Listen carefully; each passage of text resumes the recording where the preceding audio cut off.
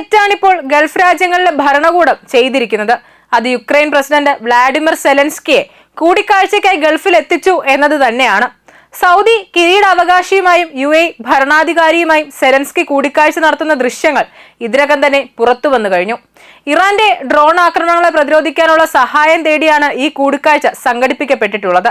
പ്രതിഫലമായി യുക്രൈനുള്ള സാമ്പത്തിക സഹായങ്ങൾ ഗൾഫ് രാജ്യങ്ങളും ഉറപ്പു നൽകിയതായാണ് പുറത്തുവരുന്ന റിപ്പോർട്ടുകൾ. സൗദി കിരീടാവകാശിയുടെയും UAE ഭരണാധികാരിയുടെയും ഈ നടപടി റഷ്യയുടെ കോപം വിളിച്ചു വരുത്താനാണ് ഇടയാക്കാൻ പോകുന്നത്. ഗൾഫ് രാജ്യങ്ങളെല്ലാം ഒറ്റക്കെട്ടായി ആക്രമിച്ചാൽ പോലും ഇറാനെ ഒന്നും ചെയ്യാൻ പറ്റില്ല എന്ന യാഥാർത്ഥ്യം നിലനിൽക്കെ റഷ്യയെ പോലുള്ള ലോകത്തിലെ വമ്പൻ സൈനിക ശക്തിയുടെ കണ്ണിലെ കരടാകുന്നത് ഗൾഫ് രാജ്യങ്ങൾക്ക് വലിയ സുരക്ഷാ ഭീഷണിയാണ് ഉയർത്തുക.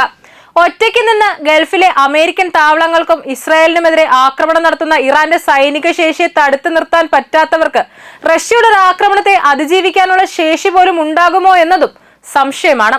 ഇറാനുമായി ഇസ്രായേലും അമേരിക്കയും നടത്തുന്നത് പോലുള്ള ഒരു ഏറ്റുമുട്ടൽ യുക്രൈനുമായി റഷ്യ ഇതുവരെ നടത്തിയിട്ടില്ല. അതിന് പ്രധാന കാരണം മുമ്പ് സോവിയറ്റ് യൂണിയന്റെ ഭാഗമായിരുന്നു യുക്രൈൻ എന്നൊരൊറ്റ കാരണത്താലാണ്. അതുകൊണ്ടാണ് ഞങ്ങളുടെ ജനതയാണ് അവിടെ ഉള്ളതെന്ന് റഷ്യൻ പ്രസിഡന്റ് പോലും പറയുന്നത്. അതുകൊണ്ട് തന്നെയാണ് യുക്രൈന് നേരെ റഷ്യ ഇതുവരെ ആയിട്ടും യുദ്ധം പ്രഖ്യാപിക്കാതിരിക്കുന്നത്. പ്രത്യേക സൈനിക നടപടി എന്ന് മാത്രമാണ് യുക്രൈനിലെ സൈനിക നടപടിയെ റഷ്യ വിശേഷിപ്പിക്കുന്നത്. കഴിഞ്ഞ 4 വർഷമായി നടക്കുന്ന റഷ്യ യുക്രൈൻ സംഘർഷം അവസാനിപ്പിക്കാനും ആ രാജ്യത്തെ തന്നെ ഇല്ലാതാക്കാനും റഷ്യ വിചാരിച്ചാൽ 4 മിനിറ്റ് പോലും വേണ്ട എന്നതും ഒരു യാഥാർത്ഥ്യമാണ്. വിനാശകരമായ ഒരായുധം ഇന്നുവരെ യുക്രൈന് നേരെ റഷ്യ പ്രയോഗിച്ചിട്ടില്ല.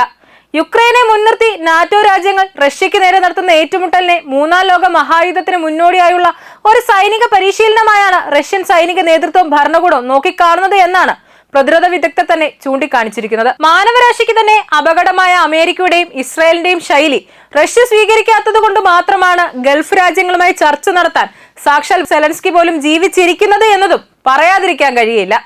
ഗൾഫ് രാജ്യങ്ങളുമായി നല്ല ബന്ധമുള്ള റഷ്യ പുതിയ സാഹചര്യത്തിൽ എന്ത് നിലപാട് സ്വീകരിക്കുമെന്നത് പശ്ചിമേഷ്യ സംബന്ധിച്ച് നിർണായകമാണ്. അമേരിക്കൻ സൈനിക ശേഷിക്കും പ്രതിരോധ സംവിധാനങ്ങൾക്കും ഗൾഫ് രാജ്യങ്ങൾക്ക് സുരക്ഷ നൽകാൻ കഴിയില്ല എന്നത് ഇറാന്റെ ആക്രമണം ലക്ഷ്യം കാണുന്നതിൽ നിന്ന് തന്നെ വ്യക്തമാണ്. ഈ സാഹചര്യം വലിയ സുരക്ഷാ ഭീഷണിയാണ് ഗൾഫ് രാജ്യങ്ങളിൽ സൃഷ്ടിച്ചിരിക്കുന്നത്.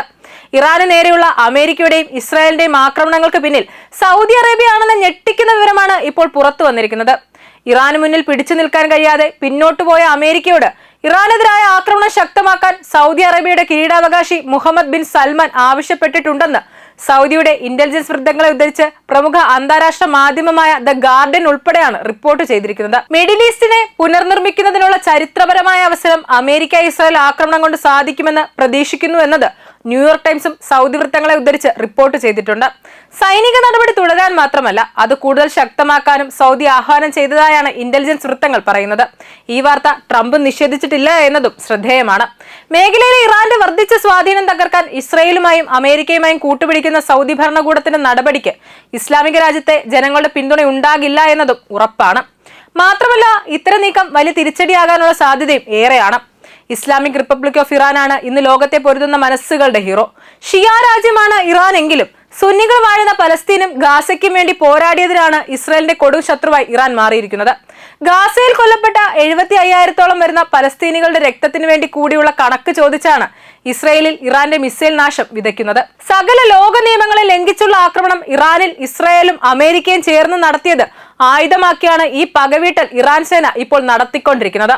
സ്വാഭാവികമായും തിരിച്ചടിക്കാനുള്ള അവകാശം ഇറാനുണ്ട്. ആ തിരിച്ചടി അമേരിക്കയും ഇസ്രായേലും പ്രതീക്ഷിച്ചതിലും അപ്പുറമായതിനാലാണ് സാമ്രാജ്യത്വ ശക്തികളുടെ സകല കണക്കുകൂട്ടലുകളും ഇപ്പോൾ തെറ്റിയിരിക്കുന്നത്. ഇതിനിടയിൽ ഇറാനെ മൊത്തത്തിൽ തീർത്ത് വിളവെടുപ്പ് നടത്താൻ ഏത് കിരീടാവകാശി ശ്രമിച്ചാലും അത് നടക്കാൻ പോകുന്നില്ല. മാത്രമല്ല ഇറാനെതിരെ സൗദി ഉൾപ്പെടെ ഏത് ഗൾഫ് രാജ്യങ്ങൾ തിരിഞ്ഞാലും അത് ഗൾഫ് മേഖലയുടെ നിലനിൽപ്പിന് തന്നെയാണ് അപകടത്തിലാക്കുക. ഷിയാകൾക്ക് മേധാവിത്വമുള്ള ബഹ്റൈനിൽ മാത്രമല്ല സകല ഗൾഫ് രാജ്യങ്ങളിലെ ജനങ്ങളിൽ ബഹുഭൂരിപക്ഷത്തിന്റെയും വികാരം ഇപ്പോൾ ഇറാൻ അനുകൂലമാണ് എന്നതും സൗദി കിരീടാവകാശി തിരിച്ചറിയുന്നത് നല്ലതായിരിക്കും. ഇന്ന് ഇറാനാണ് ഇസ്രായേലിന്റെ ലക്ഷ്യമെങ്കിൽ നാളെ ഓരോ ഗൾഫ് രാജ്യവും ഇസ്രായേലിന്റെ ലക്ഷ്യസ്ഥാനമായി മാറുമെന്നതും ഈ ഘട്ടത്തിലെങ്കിലും ഓർക്കുന്നത് നല്ലതാണ്. അതുകൊണ്ട് ഇറാനെ തീർക്കാൻ ഇറങ്ങുന്നവർ സ്വയം തീരാതെ നോക്കുന്നതാണ് നല്ലത്. റഷ്യ എന്ന മഹാശക്തി ഇറാന്റെ പിന്നിലുണ്ട് എന്നതും തിരിച്ചറിയണം.